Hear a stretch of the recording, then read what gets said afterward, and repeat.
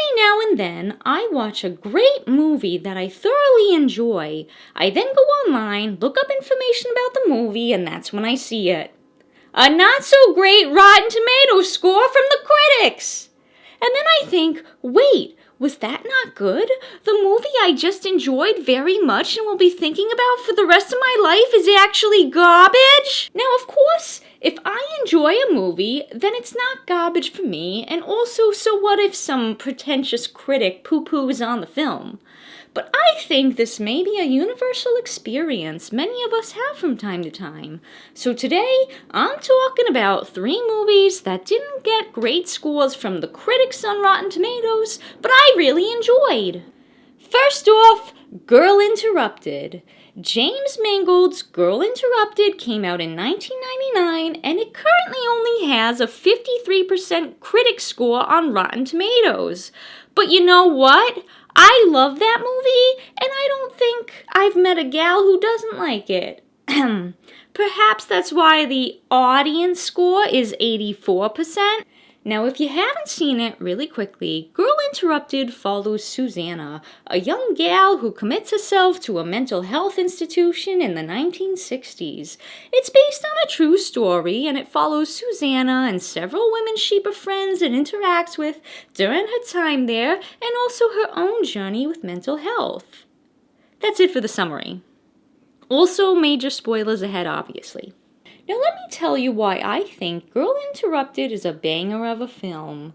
First of all, talk about a knockout cast of all-stars. We've got Winona Ryder as our main gal Susanna, Angelina Jolie as the bad girl Lisa, Brittany Murphy, Elizabeth Moss, Clea Duvall, Whoopi Goldberg, and even a little appearance by Jared Leto. And it's not just the name recognition. All these actors play their roles so well. We've got Winona playing a punky, troubled gal, Brittany Murphy acting like a creepy daddy's girl so well. And may I just say, perhaps Angelina Jolie's best performance of her life? Seriously, Angelina Jolie plays Lisa, a troubled, tough, complex person you admire and are also afraid of because she turns out to be a big bully. I forget I'm watching Angelina Jolie when I watch her play that role. And that brings me to my next point. The film is deep, okay? It has a great story. It follows human relationships, group dynamics. It shows the ways that people are very flawed, and we also have the capacity to like the character still. Heavy topics are covered like eating disorders, burn victims, mental illness, not fitting in. The film somehow covers hard topics, and yet it's fun, and there are moments of joy. When I think of this movie, I don't think, oof, that's a tough movie with hard topics. I think that's a movie with a great story. So why the mediocre critic score? Well, directly from Rotten Tomatoes, the overall consensus among critics is that the film suffers from thin, predictable plotting that fails to capture the power of its source material. Thin, predictable plotting? Now look, I didn't read the book, but did we watch the same movie? Was it thin plotting when Brittany Murphy's character kills herself? Spoiler alert. The movie's been out for 27 years, come on. Was it thin when Susanna resists taking therapy seriously until she finally hits a point where she recognizes it makes sense? Look, everyone's entitled to their own opinion, but I just think the critics saw this film as womanly nonsense or something, cause me and a bunch of other gals thoroughly enjoyed this one. Next up, Mona Lisa Smile. Mike Newell's Mona Lisa Smile came out in 2003, and although it currently only has a 33% score from critics on Rotten Tomatoes, this is another film that I really enjoyed, and once again, I'm not alone in this. The audience score is 60%. So maybe not as beloved as Girl Interrupted, but still pretty good. If you haven't seen it, Mona Lisa Smile follows Catherine, a strong independent woman newly hired to teach art history at Wellesley College in the 1950s. Only Catherine is disappointed to find that the women she is teaching treat their school more like a finishing school to find husbands and become wives rather than actually learn and become independent thinkers. You're gonna notice a similar theme here because the reasons I like this film are similar to Girl Interrupted, even if they have different plots.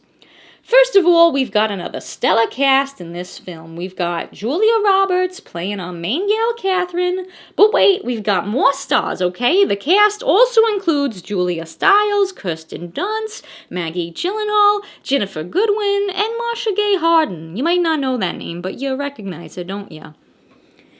And we've got some handsome appearances by Dominic West and Topher Grace. And I don't even remember this, but I looked up the cast and also Kristen Ritter and Eben Moss Backrack. Wow.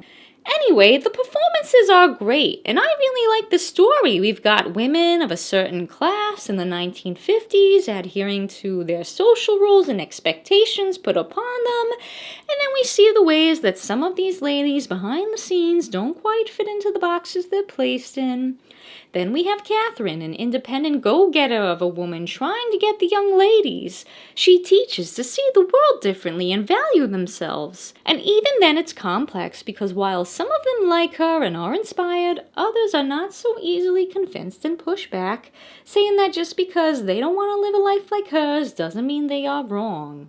We've got Catherine falling for a handsome, charming guy only to find out he's a fraud, and we don't get a happy romantic ending for her. And then we have a beautiful ending where we see Catherine really have an impact on one of her most combative students. They started out not being able to see eye to eye, and then they realized they really value each other. The ending brings a tear to my eye every time.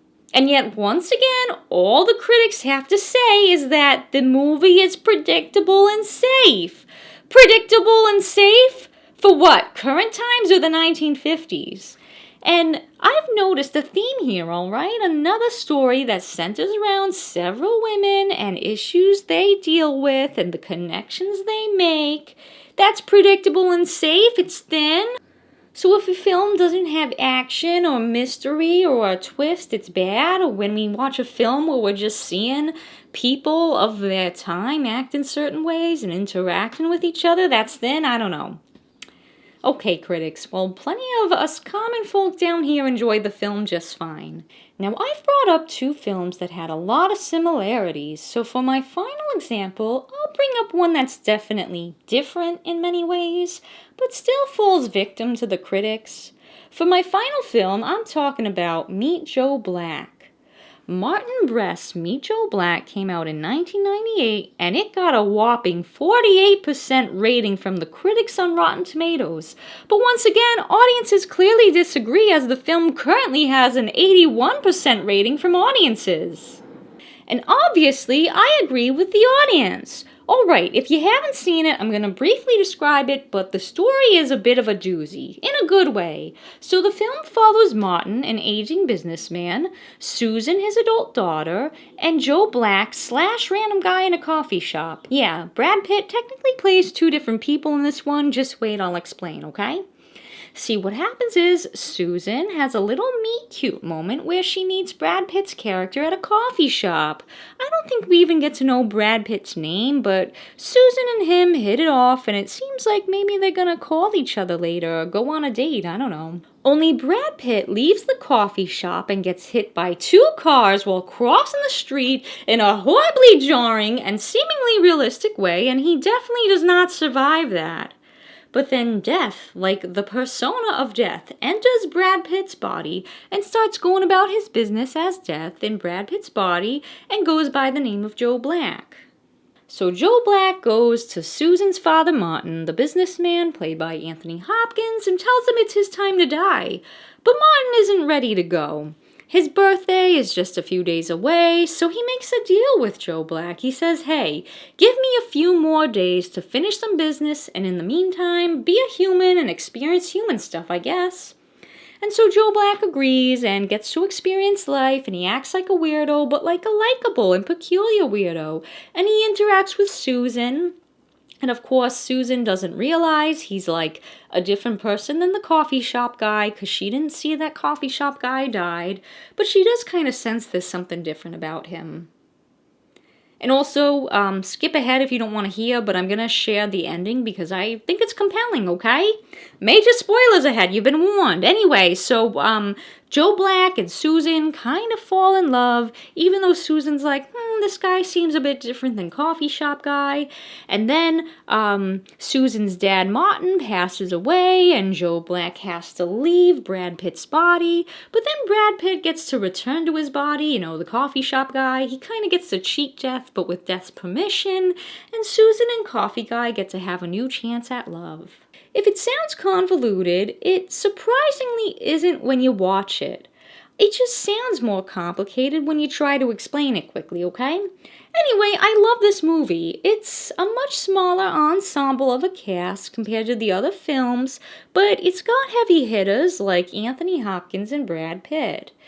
And Claire Forlani, who plays our gal Susan, I don't know. I think she did a great job in this role, and I'm surprised she hasn't really been in many other big movies, although she's definitely been in things. I think she just deserves to be in more, but I didn't look into her, so I don't know. Maybe it was her choice.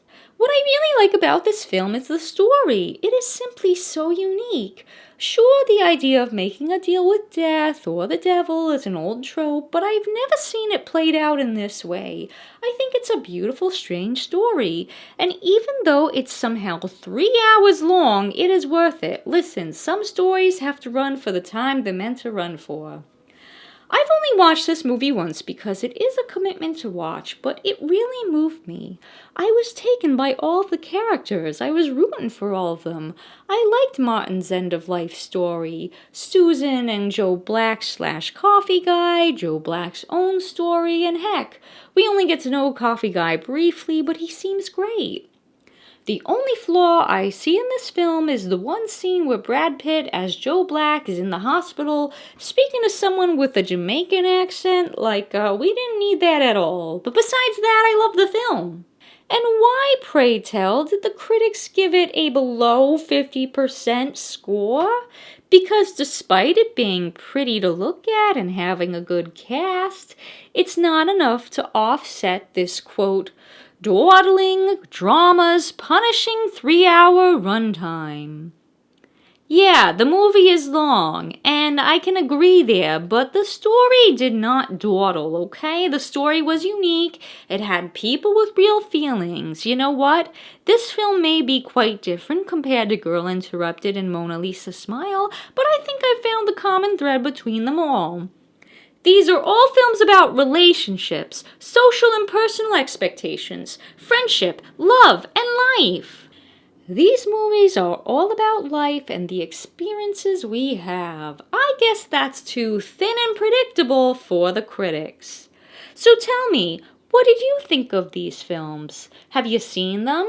Did you like them despite the mediocre critic reviews? Are there any films I didn't cover that you've experienced this phenomenon of really enjoying them only to find out the reviews weren't great?